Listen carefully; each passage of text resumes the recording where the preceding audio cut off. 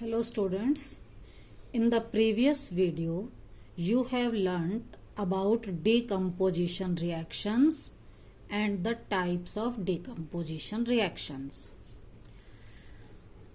I told you three types of decomposition reactions.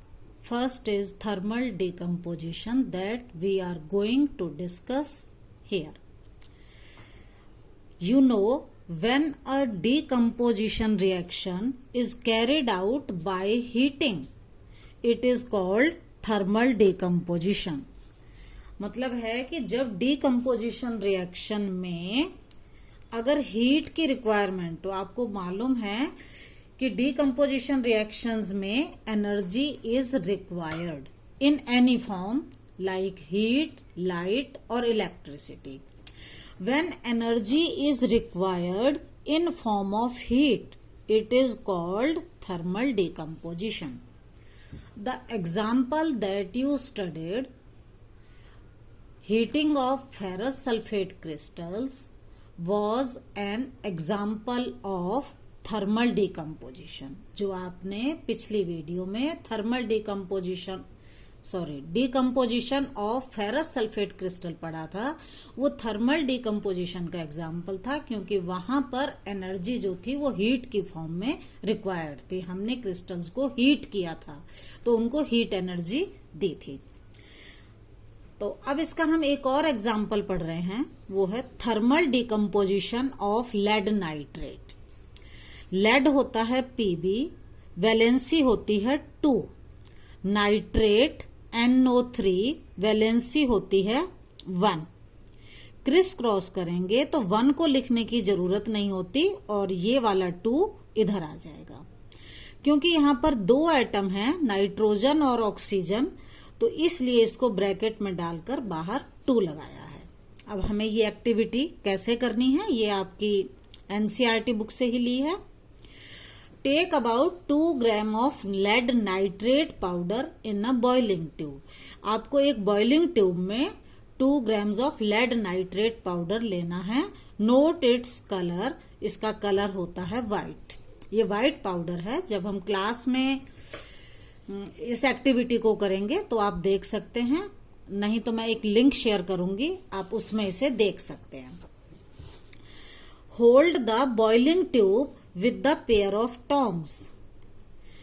ये boiling tube है, इसको हमने टोंग से पकड़ा.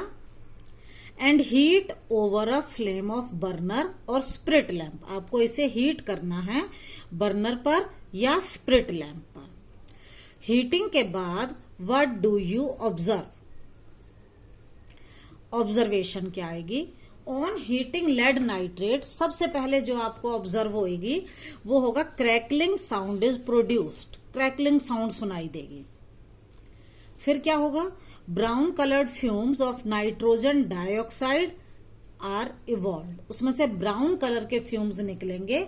वो कौन सी गैस के होंगे? Nitrogen dioxide. आपको अभी फिलहाल कलर से ही इसको याद कर लेना है. ये है नाइट्रोजन डाइऑक्साइड गैस.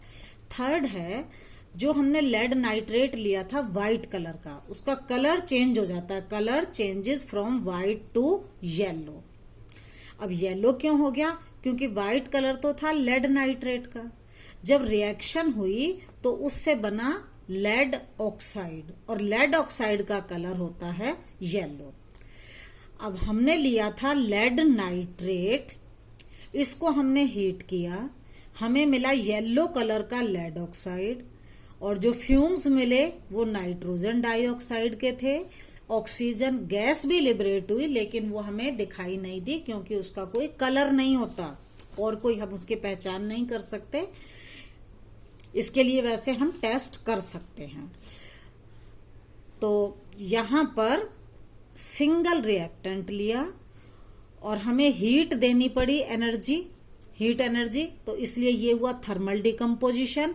और क्योंकि सिंगल रिएक्टेंट था, उससे 3 प्रोडक्ट्स बने, lead oxide, nitrogen dioxide and oxygen. More than 2 products हैं. So it is an example of decomposition. Heat is required, so it is a thermal decomposition reaction. One more example of thermal decomposition reaction is when calcium carbonate is heated, calcium carbonate आप पहले भी पढ़ चुके हो, calcium Ca carbonate CO3, दोनों की valency 2 होती है, तो 2 से 2 कैंसिल हो जाएगा, CaCO3 इज हीटेड, जब हम इसको हीट करते हैं तो ये भी इसी तरह से डीकम्पोज हो जाता है, ब्रेक डाउन हो जाता है कैल्शियम ऑक्साइड में और कार्बन डाइऑक्साइड में। कैल्शियम ऑक्साइड को हम क्विक लाइम या सिर्फ लाइम भी बोलते हैं, और कैल्शियम कार्बोनेट लाइम स्टोन है। क्विक लाइम का एक यूज आप पहले पढ़ चुके हो, व्हाइट वॉशिंग के लिए हम इसका सॉल्यूशन बनाते हैं। क्विक लाइम का अनदर यूज है, it is used in the manufacture of cement, ये सीमेंट बनाने में यूज होता है। ये था आपका थर्मल डिकम्पोजिशन। नेक्स्ट टाइप है इलेक्ट्रोलिसिस, जिसमें आपको इलेक्ट्रिसिटी की जरूरत होती है। इसके लिए आप नेक्स्ट वीडियो जरूर देखें।